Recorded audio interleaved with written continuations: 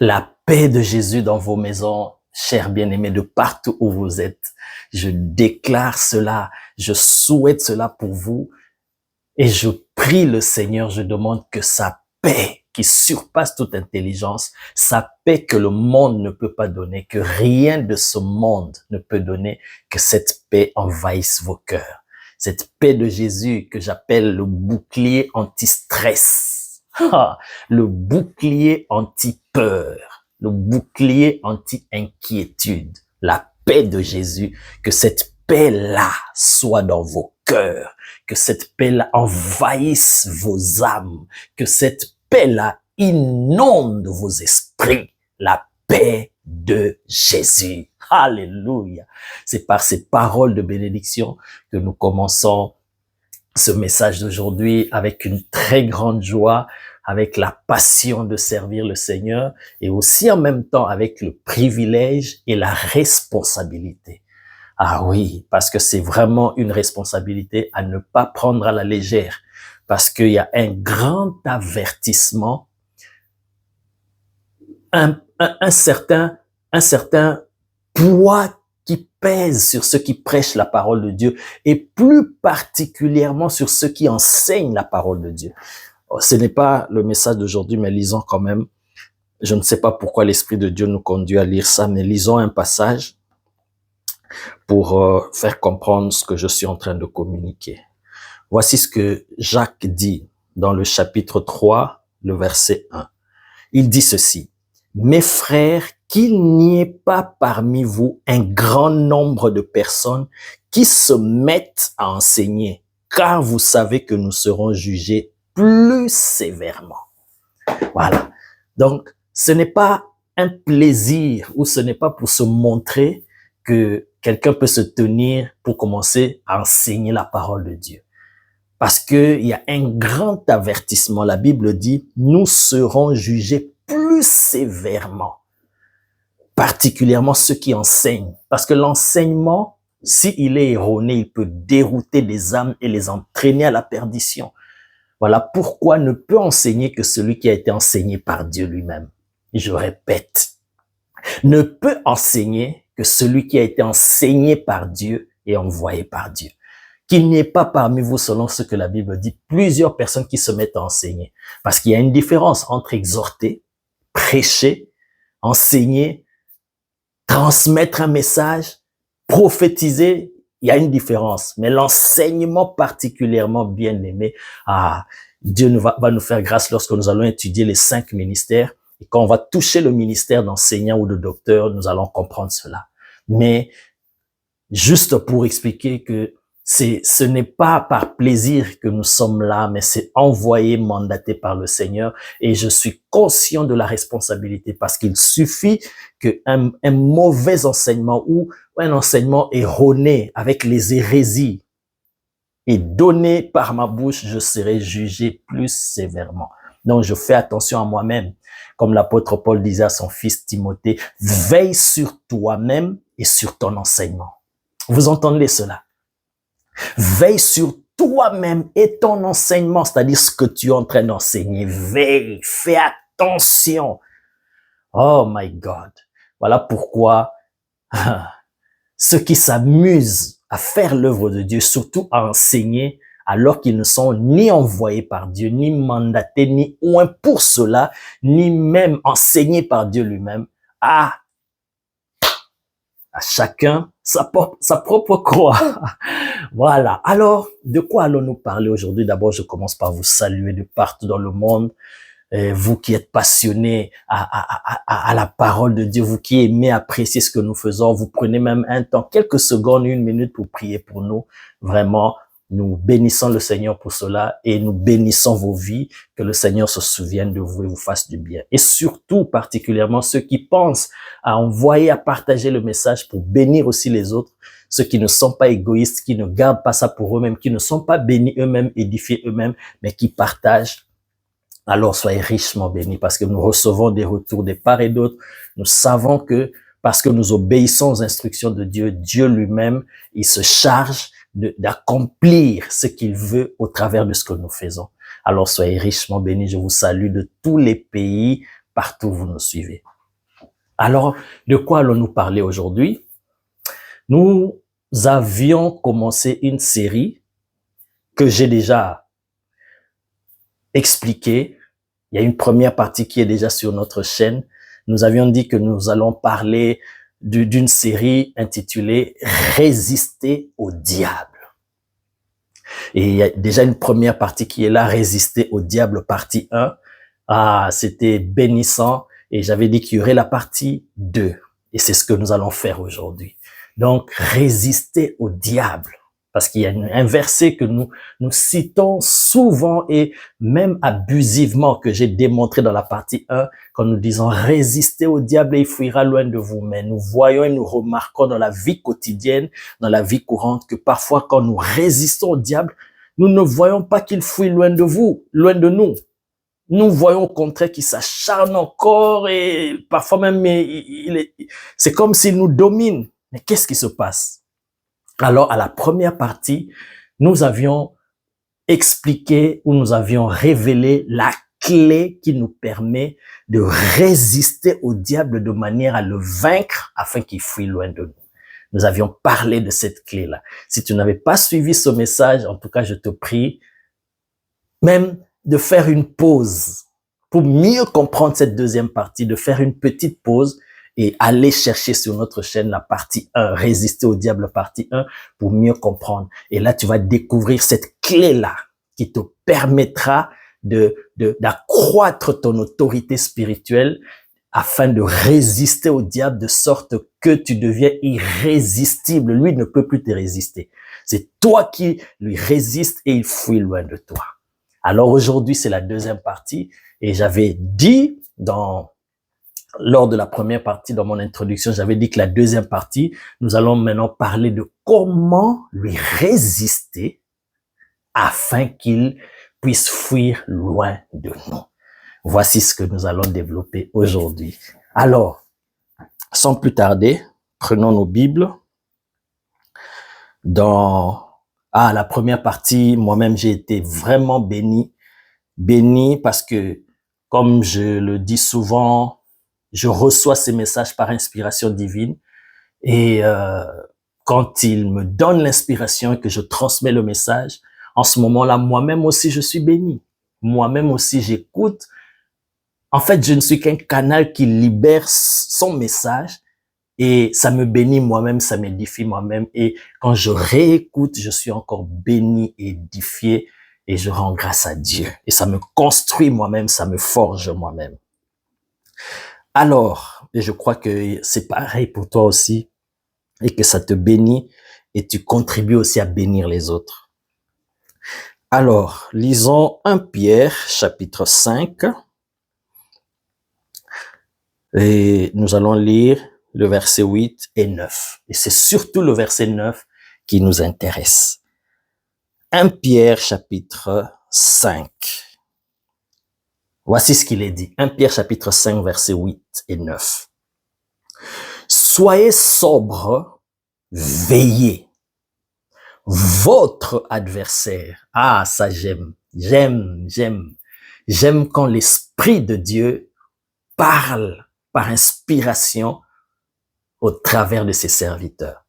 Ici, l'apôtre Pierre déjà nous informe que le diable n'est pas l'adversaire de Dieu. C'est notre adversaire. Donc, il ne fait pas le poids devant notre Dieu. Parce que le diable est une créature et Dieu est le créateur. D'ailleurs, même, je peux aller plus loin pour dire que le diable n'est pas une créature que Dieu a faite. Dieu a créé Lucifer, c'est un être céleste que Dieu a créé, presque parfait. Et à cause de son orgueil, à cause de sa chute, de sa rébellion, il est devenu le diable, Satan le diable, l'ennemi de Dieu et l'ennemi de tous ceux qui aiment Dieu.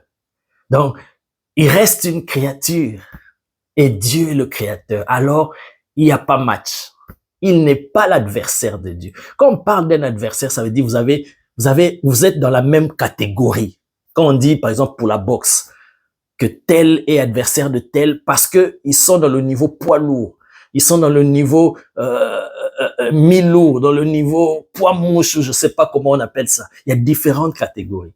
Donc, les poids lourds se battent entre eux. Ça, c'est les deux adversaires. Mais le Créateur ne peut pas se battre avec la créature. Donc, Satan n'est pas l'adversaire de Dieu, c'est notre adversaire.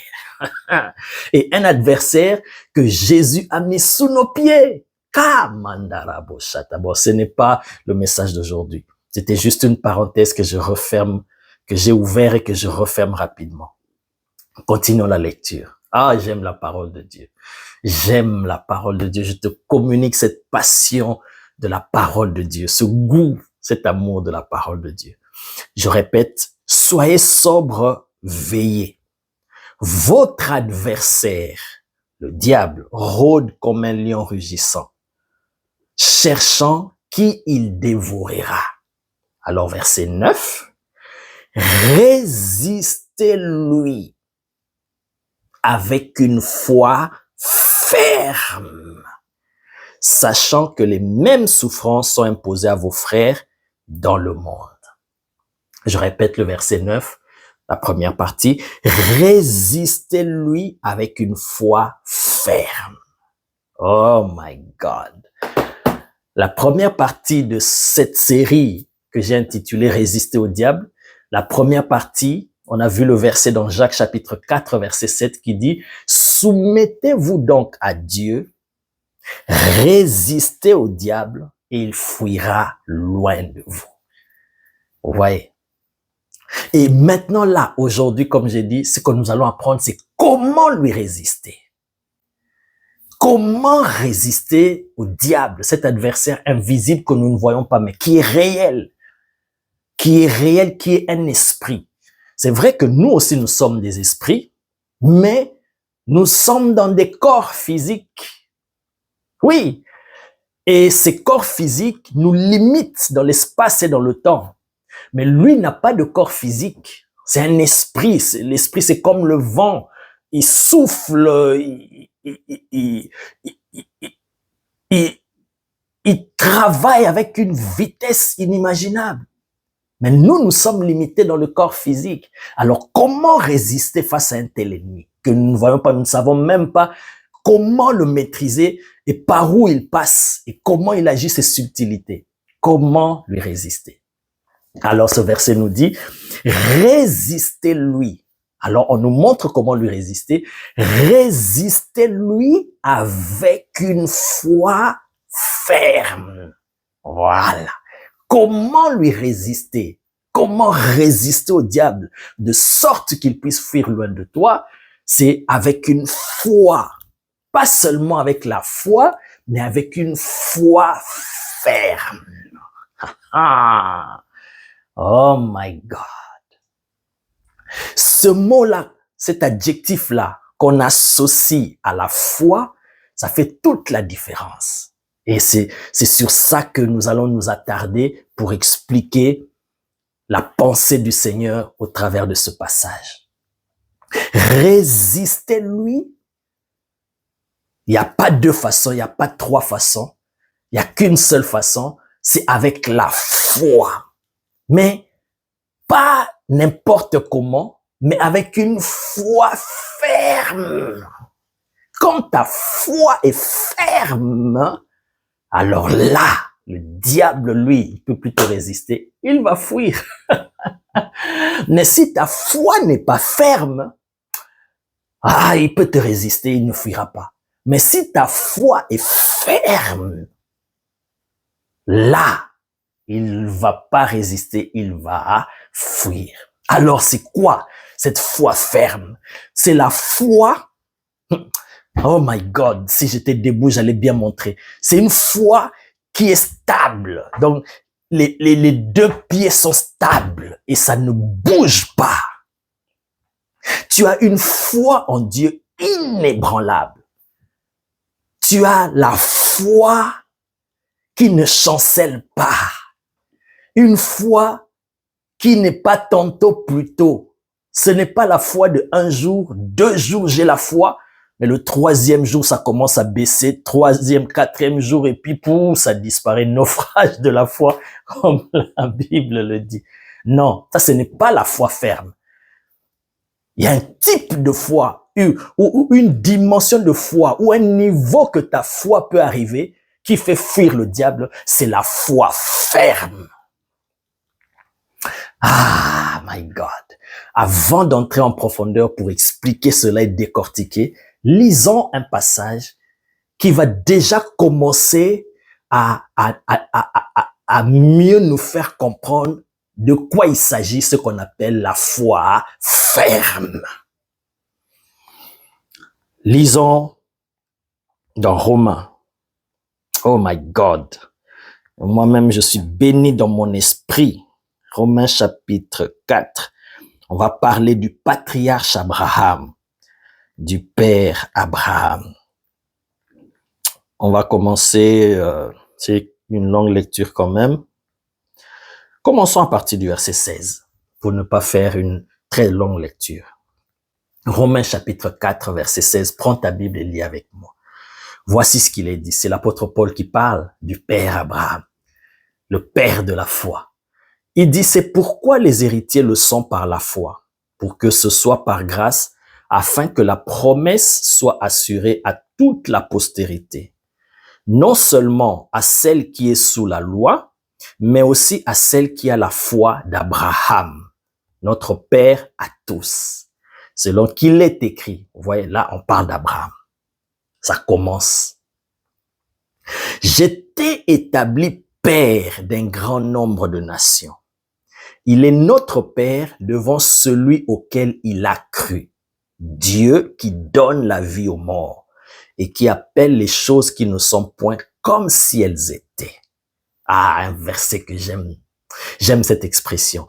Espérant contre toute espérance. Ça veut dire, il a espéré, il s'est attaché à Dieu, il a cru alors qu'il n'y avait plus de raison de croire.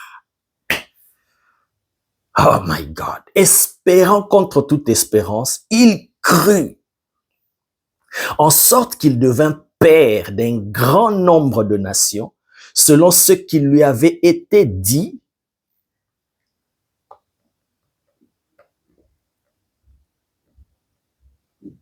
Selon ce qui lui avait été dit, telle sera ta postérité. Écoutez le verset 19. Et sans faiblir dans la foi. Vous entendez ce que je viens d'expliquer tout à l'heure. Et sans faiblir dans la foi, ça veut dire sa foi ne commençait pas à s'affaiblir. Et sans faiblir dans la foi, il ne considéra point que son corps était déjà usé, puisqu'il avait près de 100 ans et que Sarah n'était plus en état d'avoir des enfants. Il ne douta point par incrédulité au sujet de la promesse de Dieu, mais il fut fortifié par la foi, donnant gloire à Dieu et ayant la pleine conviction que ce qu'il promet, il peut aussi l'accomplir. C'est pourquoi cela lui fut imputé à justice. Mais ce n'est pas à cause de lui seul qu'il est écrit que cela lui fut imputé. C'est encore à cause de nous.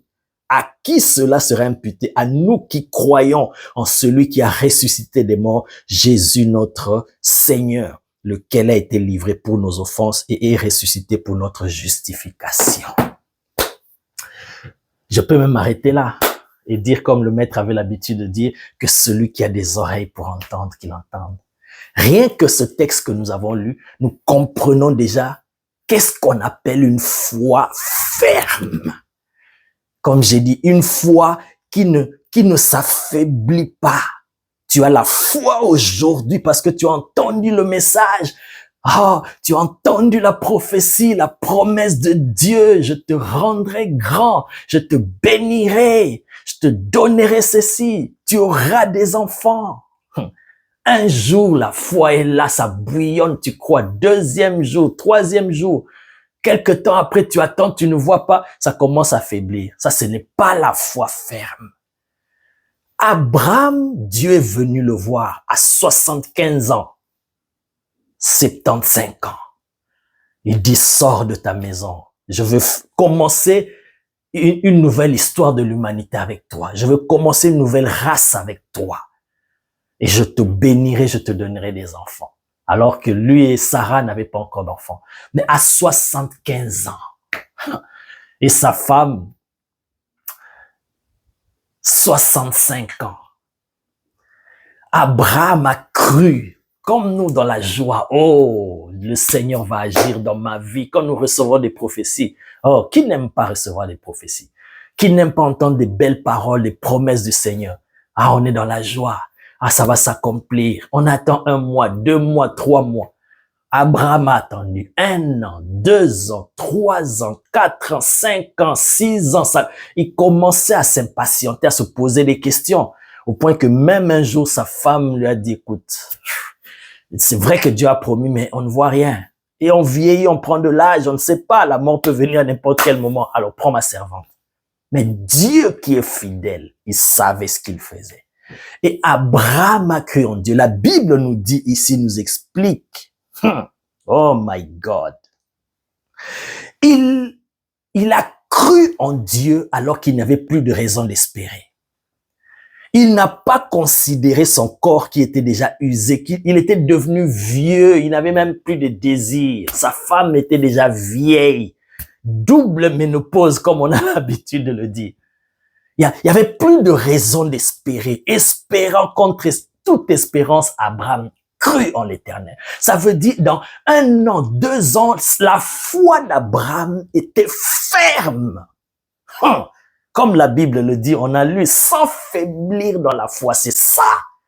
Vous pensez que pendant toutes ces années d'attente-là, le diable ne venait pas le faire douter.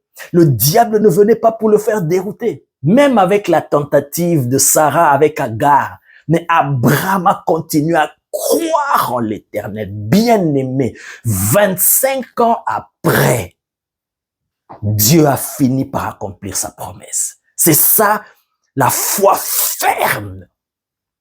Si tu veux vaincre le diable, si tu veux résister au diable de sorte que tu puisses le vaincre, il faut avoir une foi ferme, bien-aimé. Tu viens, je prie pour toi. Tu es malade. Tu as la foi. Je libère la parole de guérison. Je fais le travail. Je dis, tu es guéri au nom de Jésus. En ce moment-là, parce que tu crois que je suis un homme de Dieu, tu crois que j'ai la grâce de Dieu et tu t'attends à la guérison, tu crois. Mais quand tu sors de là, même en chemin, en arrivant chez toi, tu sens que les symptômes, les douleurs s'intensifient. Comment vas-tu réagir? C'est là où on va voir si ta foi, elle est ferme. Tu as la foi, certes, mais est-ce que cette foi-là, elle est ferme? Ça veut dire que tu ne bouges pas. Je crois que je suis guéri. Je crois que par les meurtrissures de Jésus, nous étions déjà guéris. Jésus m'a déjà donné la guérison. Peu importe ce que je vois, peu importe les symptômes qui s'intensifient, je crois et je suis convaincu que je suis guéri. 1 jour, 2 jours, même si la douleur augmente, ma foi ferme fera que la maladie ne va pas résister. Le diable va fuir, la maladie va fuir. Mais si tu commences à faiblir, on a prié pour moi, mais pourquoi? Tu commences à te poser des questions, tu doutes. La Bible dit ceci, bien-aimé, verset 20. Abraham ne douta point par incrédulité au sujet de la promesse de Dieu. Aïe, aïe, aïe, aïe. Il n'a pas laissé la place au doute. À cause de sa foi ferme, le doute est parti. Et bien aimé, à cause de sa foi ferme qui lui a permis de résister à toutes les pressions de l'ennemi. L'ennemi a fui loin de lui. Il a fini par vivre les promesses de Dieu. Pourquoi? Parce que si ta foi n'est pas ferme, l'ennemi va te vaincre. Et quand il va te vaincre, il va te dérouter du chemin de Dieu. Et Dieu ne pourra plus accomplir sa promesse sur toi. C'est ça le but de l'ennemi. Parce que l'ennemi sait qu'il ne peut pas aller arrêter la main de Dieu. Vous imaginez? Le diable arrivait là où Dieu habite une lumière inaccessible à tous les êtres, à toutes les créatures.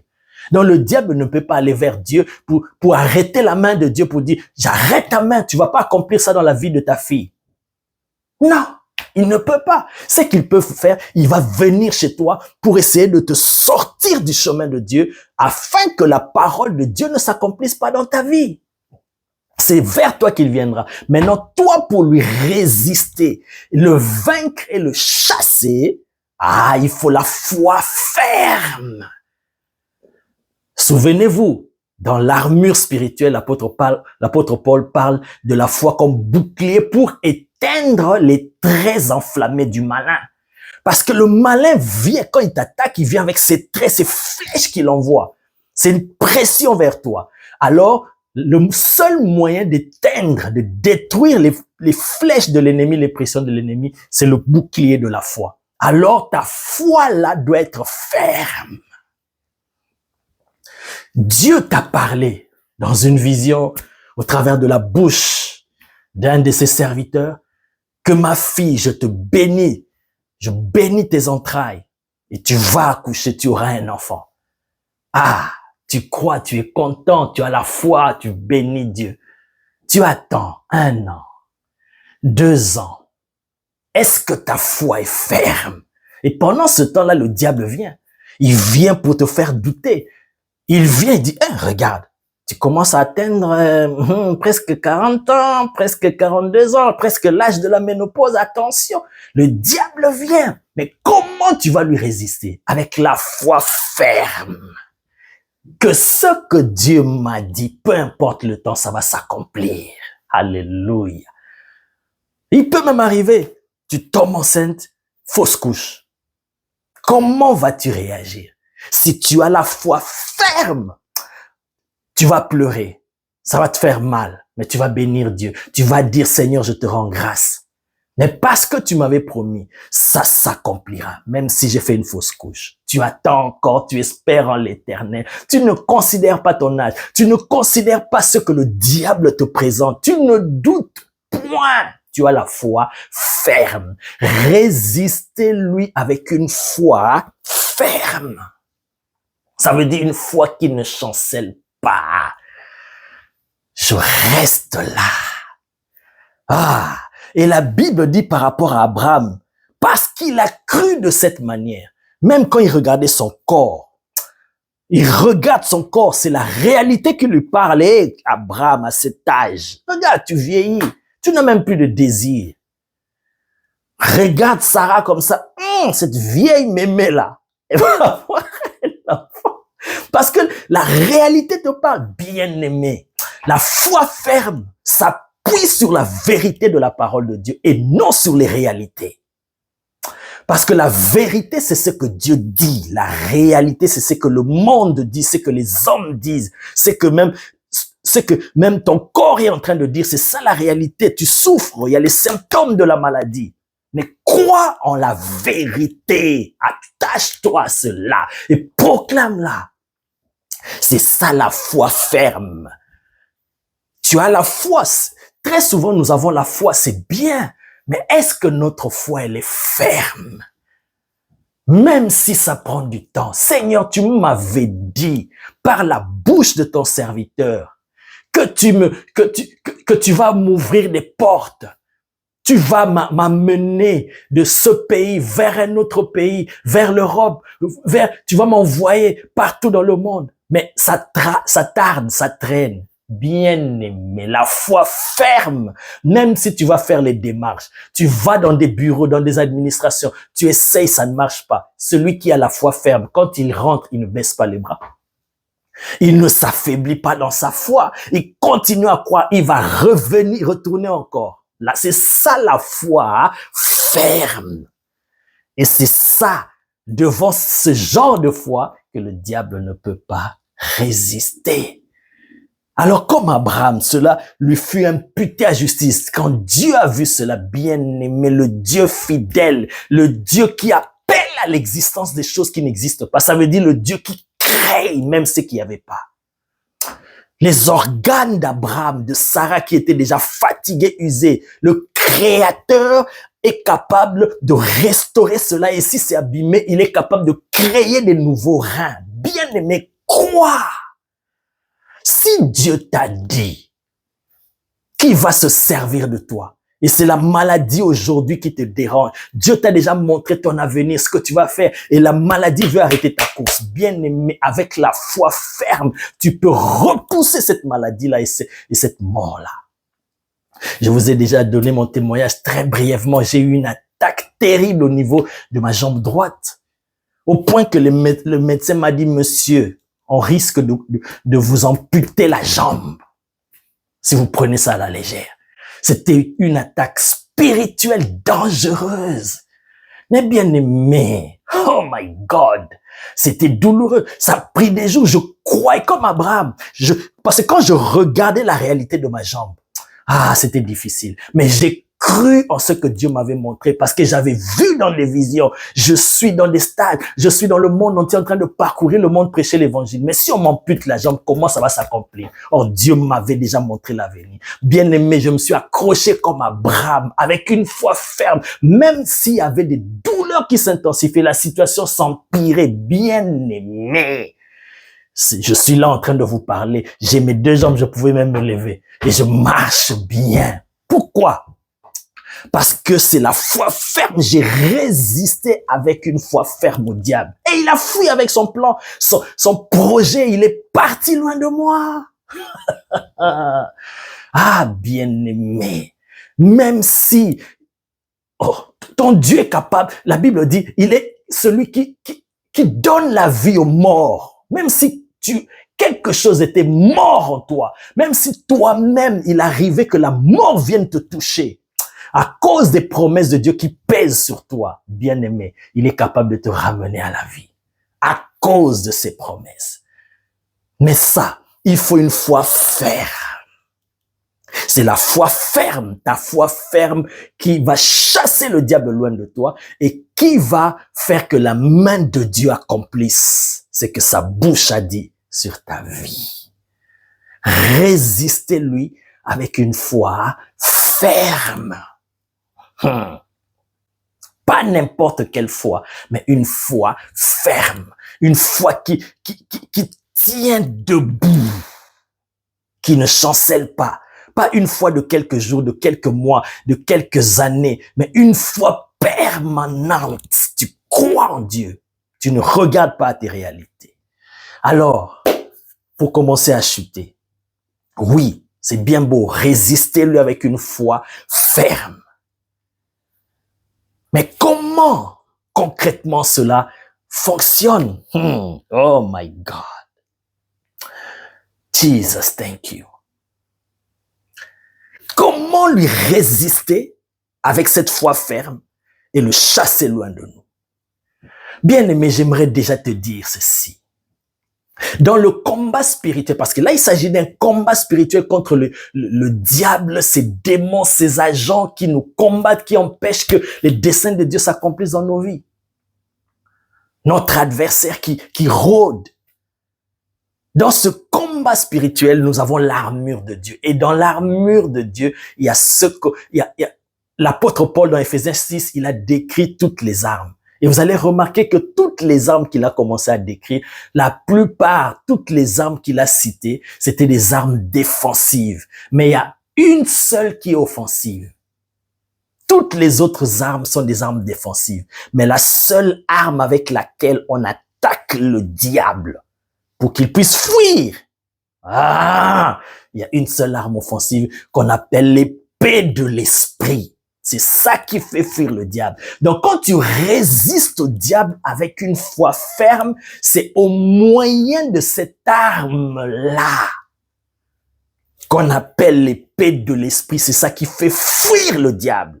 Parce que c'est une épée spirituellement, si tu vois ça, bien-aimé, à double tranchant. Donc, oh my God, c'est une épée aiguë, tranchante. C'est la seule arme qui fait fuir le diable. Et cette épée de l'esprit-là, c'est la parole de Dieu. Alors, donc, pour résister au diable avec une foi ferme de sorte qu'il puisse fuir loin de toi, c'est avec la parole de Dieu. Parce qu'il n'y a pas de véritable foi en dehors de la parole de Dieu. Que nous dit Romains chapitre 10, verset 17? Tu connais cela, mais lisons quand même. Romains chapitre 10, verset 17. Voici ce qu'il est dit. Romains chapitre 10, verset 17. Ainsi la foi vient de ce qu'on entend. Et ce qu'on entend vient de la parole de Christ. Il n'existe pas de véritable foi en dehors de la parole de Dieu. Ou loin de la parole de Dieu. Donc, une foi sans parole de Dieu, ça n'existe pas. La foi, ce n'est pas quelque chose... La foi n'est pas aveugle, bien-aimé. Ah, j'ai eu un message inspiré par le Seigneur. Quand il le permettra, je vais enseigner cela. Et j'ai eu comme titre, la foi est une science, la science la plus exacte. On va comprendre que la foi, ce n'est pas du hasard. Ce n'est pas un jeu du hasard. Ce n'est pas le loto. Tantôt ça marche pas. Non, c'est une science exacte lorsqu'elle est appliquée parce qu'il y a des lois qui régissent la foi. Elle marche toujours quand la foi est appliquée selon Dieu. Donc la foi n'est pas aveugle, elle se base sur quelque chose et ce quelque chose-là, c'est la parole de Christ. La foi est liée à la parole de Dieu. Donc quand il est dit, résistez-lui avec une foi ferme, et il va fuir, bien aimé, c'est au moyen de la parole de Dieu. C'est ça qui fait fuir le diable. Le diable n'a peur que de la parole de Dieu ou la parole de Christ. Alléluia. Alors, face à l'ennemi, dans ce combat face à l'ennemi, si tu n'as pas l'épée de l'esprit avec toi, tu n'as pas l'épée de l'esprit en toi, comment vas-tu le vaincre? Comment même peux-tu avoir la foi ferme? Regarde, pourquoi Abraham avait-il une foi ferme au point de ne pas faiblir, de ne point douter et de s'accrocher à la parole de Dieu? Pourquoi? Parce qu'il avait entendu Dieu lui parler, parce qu'il avait eu la parole de Dieu. Donc sa foi n'est pas bâtie sur du hasard, sur du néant. Sa foi est bâtie sur la parole de Dieu. L'apôtre Pierre a dit, sur ta parole, je jetterai le filet. Si Jésus ne lui avait pas dit jette le filet, il n'allait pas faire cette pêche miraculeuse. Mais c'est parce que Jésus a dit jette le filet, alors le miracle est arrivé. La foi se base sur ce que Dieu te dit, bien-aimé. Oh my God. Parce qu'il y a des gens, j'ai la foi, mais tu te bases sur quoi? Est-ce que Dieu t'a parlé? Si Dieu t'a parlé, la foi va naître là et puis tu t'accroches à ce que Dieu t'a dit, bien-aimé. Ta foi ferme par rapport à ce que Dieu a dit. Le diable ne peut pas résister. Donc la foi se base sur quelque chose. Alléluia. Et la seule manière de vaincre le diable pour qu'il puisse fuir loin de toi, c'est au moyen de la parole de Dieu. La démonstration est claire. Oh, Jesus. Regardez la tentation de Jésus. Après son baptême, lorsqu'il fut tenté par l'ennemi. Comment est-ce que... Oh my God, lisons un passage. Lisons un passage dans Matthieu chapitre 4. On va juste lire un verset. Nous connaissons l'histoire de la tentation. Nous allons lire.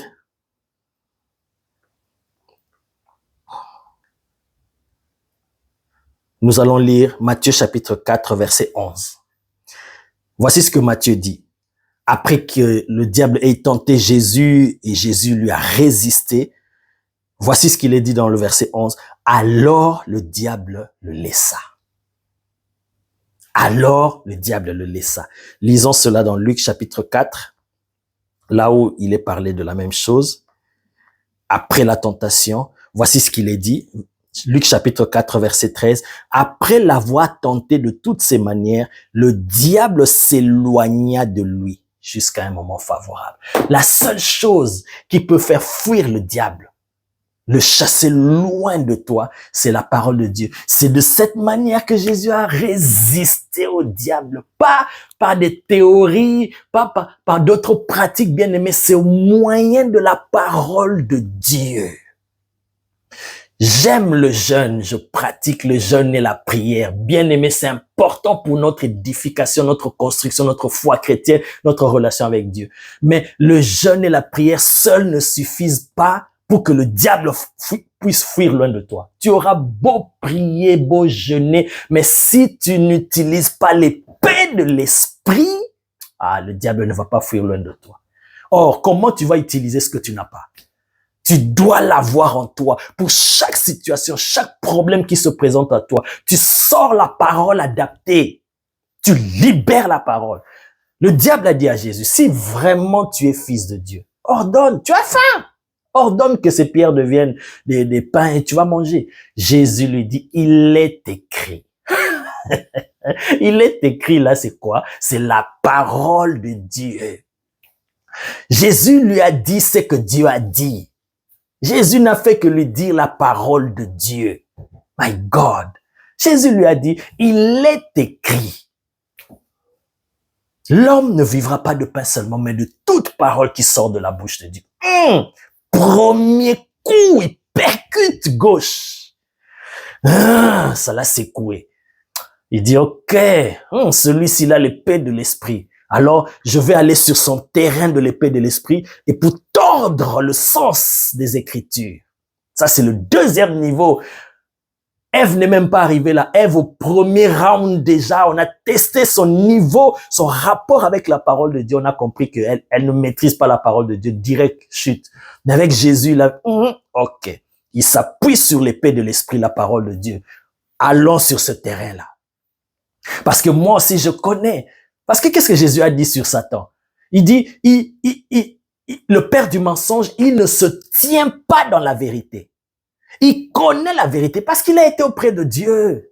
Comme j'ai dit dans mon introduction, Lucifer était une créature de Dieu, bien-aimé de Dieu. Donc il connaît la vérité. Mais le problème avec lui, depuis qu'il est devenu Satan, il ne se tient pas dans la vérité. Donc, il connaît la vérité, mais il ne se tient pas dans la vérité. Il ne demeure pas dans la vérité. Il tord la vérité et rend cela demi-vérité. La demi-vérité, bien aimée, c'est un mensonge. Oh my God. Voilà pourquoi il faut faire attention aux ruses du diable. Parce que quand on parle mensonge, tu vois vraiment qu'il vient te mentir. Non, il va prendre une part de vérité dans ce qu'il te dit. Voilà pourquoi c'est la séduction. Tu vas te dire, mais c'est vrai, il est écrit comme ça aussi. Mais c'est ce qu'il a utilisé avec Jésus. Il lui dit, écoute, il le transporte sur le sommet, le haut du temple. Il dit, jette-toi, car il est écrit. Oh my God. Jésus dit, mais toi, tu penses que moi, je suis un petit joueur. Moi, non seulement j'ai la parole en moi, mais je suis la parole.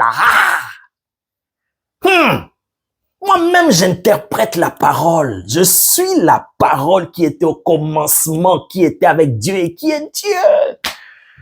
Jésus lui dit, il est aussi écrit. Vous voyez, c'était un combat de la parole de Dieu. Jésus ne répond. Bien-aimé, face à l'ennemi, ne négocie pas en termes de logique humaine, de pensée, d'échange. Non, limite-toi à la parole de Dieu, c'est ce qui va le faire fuir. La foi ferme est attachée à la parole de Dieu. Il ne peut pas exister de foi ferme s'il n'y a pas la parole de Dieu. Non, parce que la foi vient de ce qu'on entend. Ce qu'on entend, c'est la parole de Christ. Deuxième, il percute droit. Le diable secoue et dit, ok, la dernière carte. Son objectif principal, que tous les hommes l'adorent. Parce que tout ce qu'il essaie de faire là, c'est pour amener les hommes à l'adorer. Parce qu'il a voulu prendre la place de Dieu. Il dit, regarde tous les royaumes de la terre, je te donnerai, mais seulement prosterne-toi. Jésus lui dit, il est écrit. Vous voyez, Jésus, le Fils de Dieu bien-aimé, si lui, il a procédé de cette manière, pour résister au diable. Et le diable, je vous ai donné le verset, il s'est éloigné de lui. Il l'a laissé, il a fui loin de lui. Si Jésus, la seule manière avec laquelle il a vaincu le diable, c'est de cette manière, pourquoi voulons-nous inventer la roue? Ici, Jésus quand le diable le tentait, là, Jésus ne se mettait pas à genoux, il dit, attends, d'abord, laisse-moi d'abord prier et jeûner, laisse-moi d'abord prier et jeûner. Non, il est écrit, c'est la parole de Dieu. Et voilà pourquoi, bien-aimé, arme-toi de la parole de Dieu. Mange la parole de Dieu, aime la parole de Dieu. Oh my God. Il n'y a rien de plus précieux que la parole parce que les cieux et la terre passeront, même les coltans, même les richesses, les diamants, les bijoux les plus précieux, les voitures de luxe, les villas, les châteaux que nous voulons à tout prix acquérir, bien aimé, tout ça, ça va passer.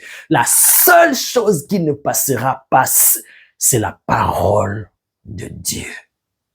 Parce que c'est par elle que tout existe, les visibles comme les invisibles. Alors si tu as ça en toi, bien-aimé, le diable ne peut pas te résister.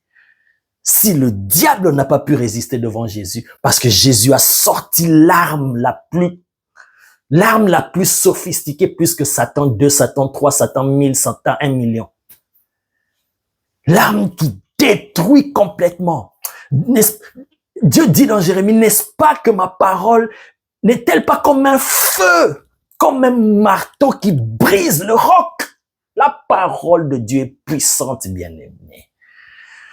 Comment résister au diable de sorte qu'il puisse fuir loin de toi? Bien-aimé, résistez-lui avec une foi ferme. Or, la foi ferme, elle s'appuie pas sur le néant, mais sur la parole de Dieu. Il faut avoir cette parole.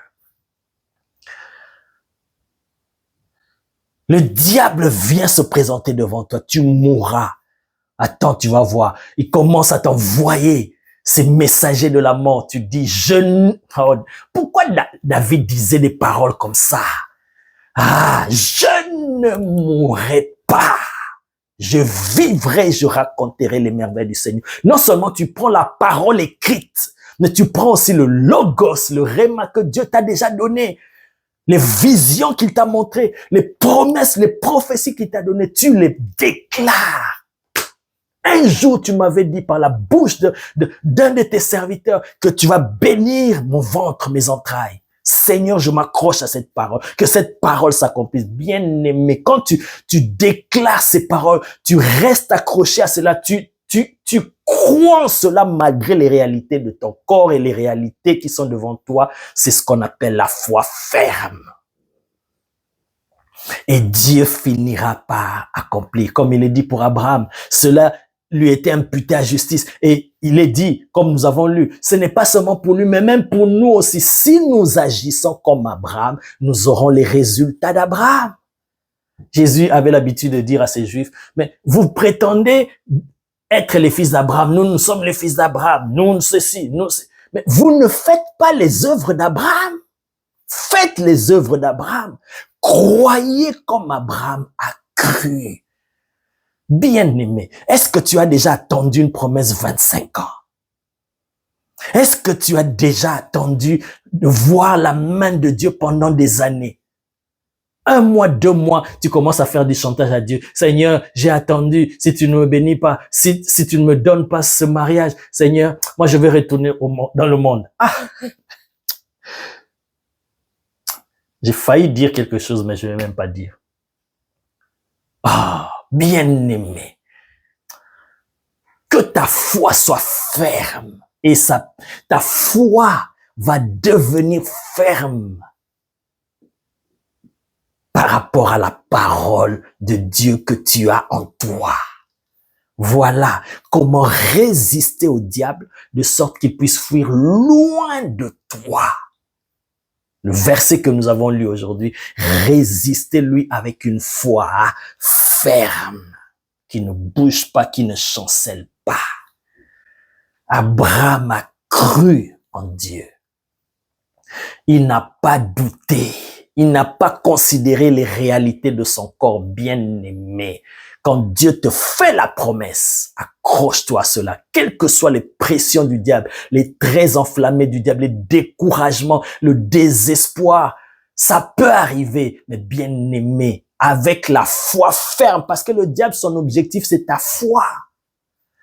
Pourquoi? Parce qu'il sait que c'est ta foi qui sert de bouclier contre les flèches qu'il t'envoie.